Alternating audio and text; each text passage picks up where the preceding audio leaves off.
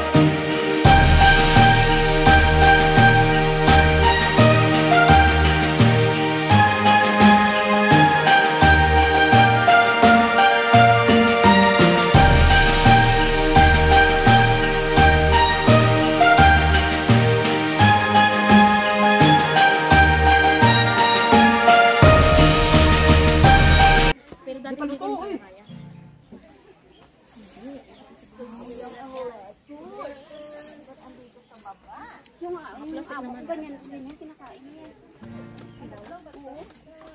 Gusto niya seconds. Gusto niya ito, luto na kasi yan. May lista kasi siya sa raw food. Napakan mo basa. Dito lang umano yung sentole. Pero mga, kasi na yun? Baka ano. Isa lang. Ay, patingin nga ako ng ano. Luto na yan. Luto na yan. Green pa oh. Okay. Ang green. Kasi ang beef kinakain niya ng ano. Raw. Okay na yan. Pero kung hindi mo talaga alam, huwag mong kainin. Ito. Pag nasanay sa ganyan, kung ikaw hindi ka nasanay, huwag mong ano.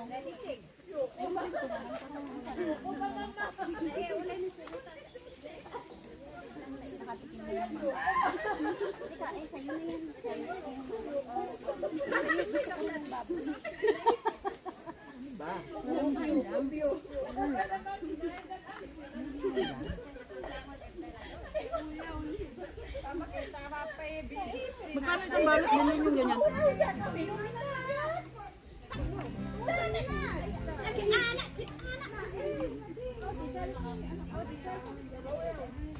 Mahal kasi ngayon.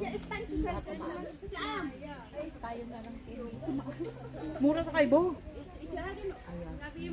Layo ng Kaibo. Hindi kasi kung akala ko nakabili ka na, sana dumaan ako. Pero ang uling sa Kaibo na, walang Kaibo. Walang uling.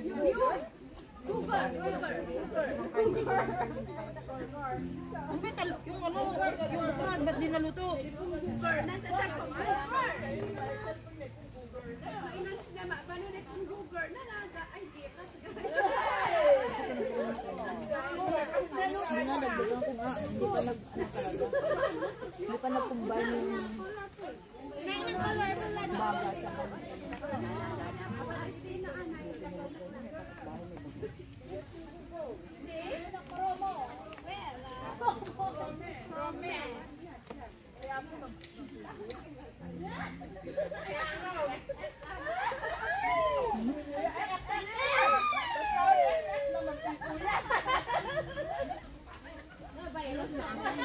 Meron. Naghiga sila sa gilid.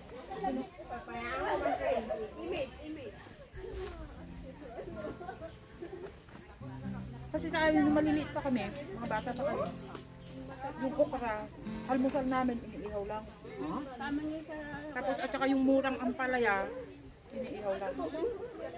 Ito lang kaya si diabetes yung biyanat ko. Yan ang kinakain si diabetes. Kumakain naman kami, pero laga, hindi maiihaw. Inihaw. Nung Girl Scout lang ako nakatikim ng inihaw. Tapos yung sili, Tapos yung itlog, babalutin mo sa papel, tapos ilalagay mo sa Hindi, yung sa amin naman, nilalagay mo siya sa plastic na may tubig. Ano yung sabi niya? Narinig mo sinabi niya, laki naman. mayaman. Mayaman ka daw. Ay, claim it. Talaga mayaman kami. Marami pa rin na yan. Say your trouble, Ana. tapos yung patola na mura pa, iniihaw din. Oo, yung patola. Hindi, yung ano pa, mura na patola. Iniihaw yun. Masarap? Balat? Oo. Tanggalin mo lang yung gilid-gilid. Di ba alam mo yung Ilocano? Kalim-kalim na patula. Ay, yung gilid-gilid Yung mabango, na. yung mabango. Hindi. O, yun yung ganun. May gilid. Oo, kasi may Kastila at may ang Tagalog. Kasi ang Kastila, yung makinis. So yung, Alam mo to naman, naka-volume naman yung boses sa tabi ko. Sa tenga. alam mo yung patola na yung patola na may gitla-gitla. Bingi. Opo. Ate, may tent ako. At saka ang tinolang upo, ibang upo. Ilin, bumili ka ng konti, natatabunan ng likod mo. Sorry.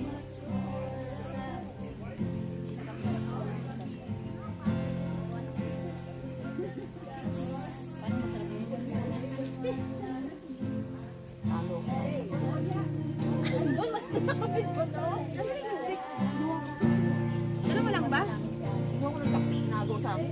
Uy, akin talaga to. Binaligtad ko na.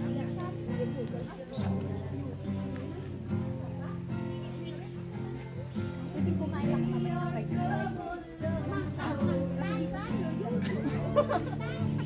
Hindi talaga makalimutan ng rice. Hindi. Tago ka lang. Ano sinabi mo? Dinala ko yung sinangag ko yung paning kanina. Kahit ilang piraso lang, tapos ano naman ang kanin ko. Kailangan bilis kasi. Tama, walang problema. Kung baka mag-ano ka mamaya. Kahit dalawang piraso. Gane. Pero kasi kailangan sanayin mo na rin yung ganito. Kasi Kaya nga sabi ko nga sa kanya, Ano binat? Binat ka naman. nakakabinat pala pag hindi ko kumain ng kanin.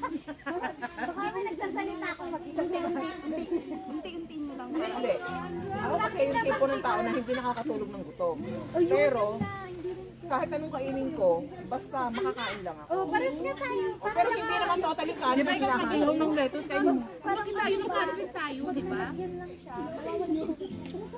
Kaya nga, in short na lahat tayo, Gutom ka. talagang rice is life sa atin, pero dito natuto tayong kumain ng noodles na kung ano-ano na yung sa chicken natin. Diba? Kasi kung ano lang yung mailaman mo, kasi kailangan mo rin sabayan kung ano yung sinakain din ng amo mo. Dahil Hindi na sila kumakain. hindi ka naman food allowance para may exemption ka.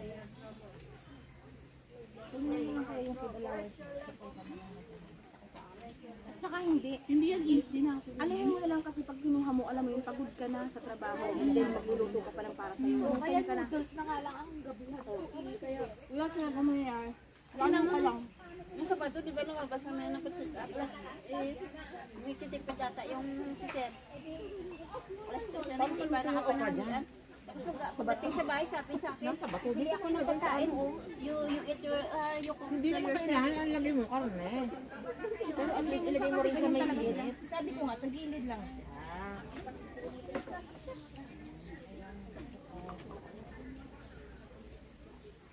may kanin pa ako natira ng gabi. Yun ang story. Pag binibigyan kayo ng kanin, ayaw niyong iuwi. Bago ngayon, nag-reklamo kayo. Alam niyo yung kanin binigay niyo sa akin, nasa rep pa. Yung anong kanin mo?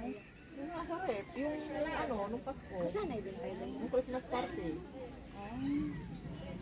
Eh, ako pa, pwede ako, kami ng amo ko sa bahay namin. Simula nang umalis ang amo ko nung 27, hindi kami nagkakanin. Ha? Hindi kami nagluluto ng kanin. So, tulad ng pie, yun ang yung pagkain namin.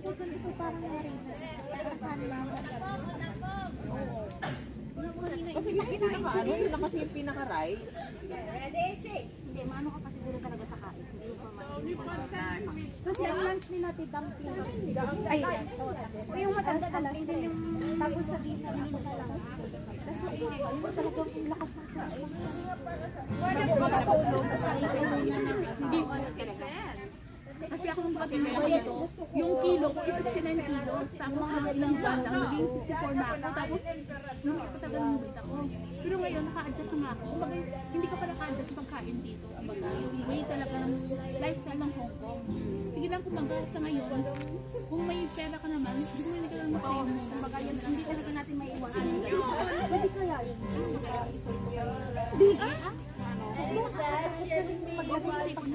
Bakit mo iisiping pera mo naman ang isipin? Kaya ano talaga, alam nila yun. Kaya ako bumibili kasi alam mo, Alam ko ba, kung nilagay ko ng pagkain sa rep, nilagay ko ng Lorena. Nilalagay ko ng Lorena.